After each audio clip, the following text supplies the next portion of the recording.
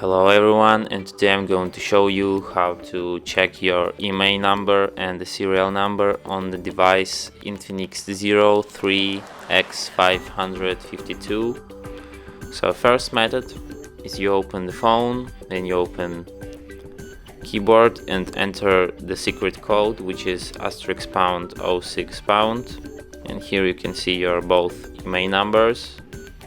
And the second method is you have to go to the settings, then scroll down and go to the about phone,